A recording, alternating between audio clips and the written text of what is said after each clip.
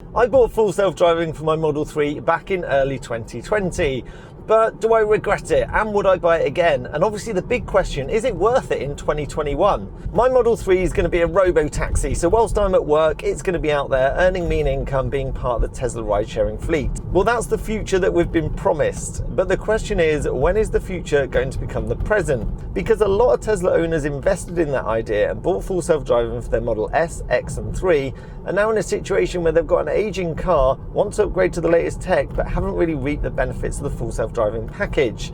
Am I going to be in that situation in a few years' time, or do you think full self-driving will finally materialise? Or maybe what you get already for the package is worth paying out for? Lots of questions to answer in this video, and also I'll go through what full self-driving currently looks like and how close we are to that truly autonomous vehicle. So you know I love Tesla, and for that reason, if you're interested in anything to do with Tesla or electric cars, you need to click that subscribe button straight away, because I aim to publish videos weekly on that very topic. I'll also post a picture of my Model 3 weekly on Instagram, so don't forget to follow on there. Now, on that note of loving Tesla, I must warn you, I'm going to say some things that die-hard Elon Musk fans might not be happy to hear. I'm not dissing the guy, because at the end of the day, he's trying to teach a car to do things that a lot of human drivers struggle to do with on a daily basis. But he is renowned for breaking promises and missing deadlines all the time. But that's probably because of the complexity of the problem. He's trying to teach a computer to drive a car. I mean, that's mind-blowing. But regardless of how complex the problem is, he has promised full self-driving would be ready by the end of several years now, and those deadlines have come and gone. And I think if you're invested in anything to do with Tesla based on future products or features, you have to go into it with the mindset of any deadlines given are probably going to be missed. If you do that, you'll probably end up not too disappointed if they don't deliver on time. That's definitely the approach I took when I invested in full self-driving. You'll notice there I said investment, not purchase, which I'll explain in a bit. So for anyone not familiar with Tesla, you can currently buy the full self-driving package for £6,800, either at the time of buying the car, or you can add it later through an in-app purchase. The most expensive in-app purchase you're ever going to make in your life, I imagine. Now, from time to time, Tesla mix up their pricing policy. So for example, there's currently something called Enhanced Autopilot, which enables you to benefit from some of the full self-driving features, just not all of them, for £3,400. But that package won't get upgraded over time, whereas the full self-driving package will. Now, something you should know that is if you invest in the full self-driving package, you don't get a full self-driving car. Confused? Well, what you're buying into is the fact that you'll get full self-driving in the future. It's just not clear precisely when. But whatever price you buy full self-driving at now is the maximum you're going to pay for it, and all the future updates and features will get added automatically at no extra cost. So what you found is those early adopters that bought full self-driving when there wasn't much functionality, it cost them a lot less, and they're going to get all these extra benefits at a way cheaper price. Different countries have different regulations. So for example, in the US, it's way more relaxed. Full self-driving has more functions and features, therefore it costs $10,000. Now, currently in the UK, we're still under EU regulation. But now that we've left the EU, there's every chance that we're going to get more features added. Therefore, we could see a massive price jump in full self-driving in the near future. So should you be buying it now before that anticipated price rise? So what do you get for your money? Well, no matter what Tesla you get Autopilot as standard, which is basically like an automatic lane keeping system you get deployed on lots of other vehicles, just that little bit better. Full self-driving adds to this. On dual carriageways and motorways, if you've got a destination set, you can engage something called Navigate on Autopilot, which is like Autopilot. It will keep you in lane, it will keep you a set distance behind the vehicle in front or maintain your speed. But if it detects a slower vehicle in front of you, like we've got here, it will give you the option to overtake. Now, it's just identified that there's a car there that's on my blind spot, so it's not going to initiate the maneuver, even if I indicate I'm not going to, because it will confuse the cars behind me. But once those cars are clear, this line will no longer be red, which means I can actually instigate the maneuver. You still need to hold the steering wheel, but it will control your speed and actually maneuver you out. So now we're clear. If we flick that on, you'll see I'm not steering this is taking us out of lane, and then we've maneuvered out. Now, what would normally happen here is we'd overtake the vehicle in front, and once we're clear, it would indicate to pull back in. And then you have to confirm that every time by flicking the indicator on. In the US, you have the option to turn the lane change confirmation off, which means the Model 3 will do those maneuvers completely on their own. You just have an option to cancel it if you're not happy with it at all. But regs in the UK here mean we can't do that, unfortunately. You also don't have to wait for the Model 3 to make those decisions. So like here, if I wanted to pull out into the faster lane, I could indicate it's clear, it tells the car it's going to initiate the manoeuvre, and then it'll pull back out. But as I don't want to block the third lane, I'm just going to pull back in. So again, the Model 3 is going to do this entire manoeuvre here. It does freak out with lorries though, we'll see. Oh, that's got a bit better. Sometimes it doesn't like our narrow lanes and will freak out when you're trying to get into a lane, even though that lorry isn't actually in there. It's just quite a relaxing way to drive, because if you're not quite paying attention and you're sat out in a lane when you don't need to be, it will prompt you to get over. Equally, if you don't realise and you sat behind a much slower car, again, it will prompt you to overtake and then go around that vehicle. So it just removes some of that cognitive load. You still have to be completely aware of your surroundings and ready to intervene at any time, which is fair enough, but then that's kind of what an autopilot would do on an aircraft, I imagine. Now, you can see we're coming up to the exit, we're 0.9 miles away, and it's now indicating a little line here saying I need to get over at some point. So we'll go for it now, because there's lots of lorries, and this is a little bit of a tricky manoeuvre for it, but it's slotted in there quite nicely. So we're now 0.3 miles away from the junction, and what it should do at this point is indicate and take us off of the junction when it notices the slip road is there. You'll notice my hand is clear of the indicator stalk as we're approaching it. Obviously the Audi in front's indicating, it likes to indicate very early, but in a second we should see the car just take the exit, there you go, with no input from me. And you might have seen the indicator just flash in a second. And once you come off at your slip road, we're on navigating autopilot, indicated by that solid blue line in the middle. Now we're on standard autopilot, and it'll start to slow move because this car's slowing down in front. Now, the other full self-driving feature that you get is the fact that your Model 3 will stop for traffic lights, stop signs, and junctions, just not roundabouts. So don't try and use it on that. Now, this feature was added in 2020, but again, it still requires a driver input.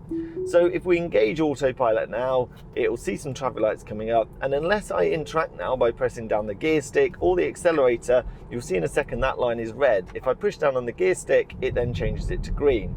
Now, in countries where you've got relaxed regulations, you can actually choose for the Model 3 in some circumstances to choose to go through a green light, but it will always stop at a red light. So here we go, we've got some more traffic lights coming up now. Again, there's nothing behind me, so if I didn't interact here, we come to a stop, but I will press to go, and then it changes green and it'll accelerate through the green light.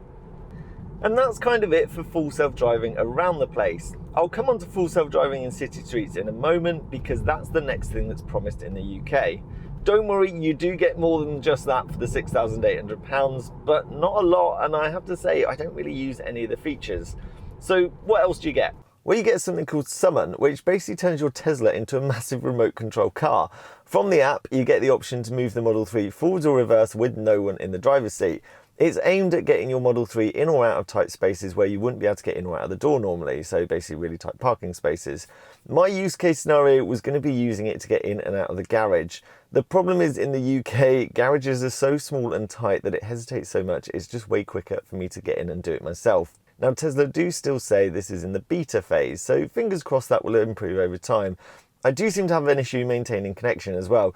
From what I've seen on comments on other videos and on the Tesla forums, this isn't unique to me. I did reach out to Tesla on this, and they gave a bit of a corporate response saying lots of environmental factors can influence how well Summon works.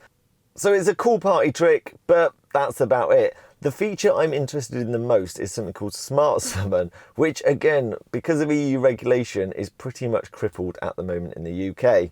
But the idea is fantastic. So if you were at the cinema, you came out the cinema, your car was parked somewhere in the car park and it was raining, you could press Smart Summon. It summons the car to wherever you're located. It will pull out of its parking space and come over to you.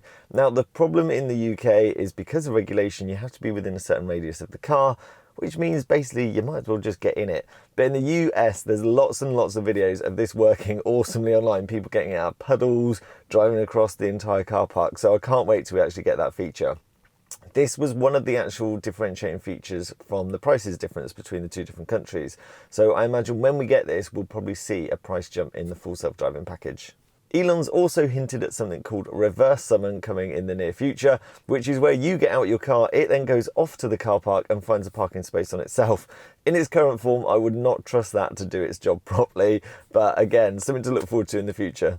Talking of parking, the other feature you get of the full self-driving package is Autopark, which is where it will scan and identify parking spaces, you put it into reverse, press the start button, and then you can let go and the Model 3 is going to park itself. Now, I've used this feature a few times. It is pretty cool, but to be honest, because I'm a confident parker, I find it quicker to do myself. I've had a few occasions where it identifies parking spots that aren't actually present, and it will still let you try and park itself. So it's handy for someone that struggles to park, but in a busy car park, doing perpendicular parking can take a little bit of time and probably will get a little bit frustrating for people. But you can see we've got reasonably close to the curb there, and it's not done too bad a job. There's also a cool function which is a combination of like Autopark and Summon, which is where you can double tap on the drive stick and then get out the car and it's going to park itself, but I don't trust it enough to be able to let it to do that on its own. Those with double garages though, I imagine this feature might be useful, especially if you've got no other cars in there that you're going to risk damaging. And that's it. Navigate in Autopilot, auto lane change, summon, smart summon, auto parking, and the fact it can stop for traffic lights, stop signs, and junctions. In the US, full self-driving is currently in beta stage to actually do full self-driving on city streets, and it looks ridiculous. But it's only been released to about 1,000 drivers so far, and that was way back in October with no news of it being released to the wider US population or beta testing starting in different countries. There's pictures of Model 3s online doing U-turns, navigating around parked cars and taking left turns, which are obviously more complex in the US. It looks amazing, but there are still flaws. And so in answer to the original question, is full self-driving worth it in 2021? Well, £6,800 is a lot of money for a car that is effectively going to park itself, change lanes when you indicate, and stop at traffic lights. You buy it knowing what's promised around the corner and how amazing it could really be. As it stands at the minute, full self-driving is not worth it, but locking in that price before any potential price increases and having that potential income as an automatic Uber driver might be worth paying for now. It's a gamble, and that's why I called it an investment when I mentioned it earlier rather than a purchase. I bought it for £5,800 before the £1,000 price increase, and I'm anticipating it worth over £10,000 in the future. So it's going to add value to my Model 3, either by the fact that the resale value will be increased because it's got a package on it worth several £1,000s, or I just buy a brand new Tesla and send this one off driving around town all day as a shiny blue taxi. I'm not anticipating full self-driving to be available till early 2022, and even then that's probably wishful thinking. You've got regulation that's going to have to catch up as well. So would I buy it again knowing what I know now? And surprisingly, the answer is yes, I would, even though I don't use any of the functions and I don't think it's currently worth it. I'm buying it based on the future value, which I know I might end up like those 2015 Tesla owners that were promised full self-driving in 2018 and now are left with a 5-year-old aging Tesla they're trying to get rid of. I'd love to know your thoughts on this topic because I honestly don't know what is the correct answer. My gut instinct is that Tesla will crack this problem sooner rather than later and definitely way ahead of the competition. That's all for this week. Thanks for watching. Don't forget to like, share and subscribe for more content like this. I will see you soon.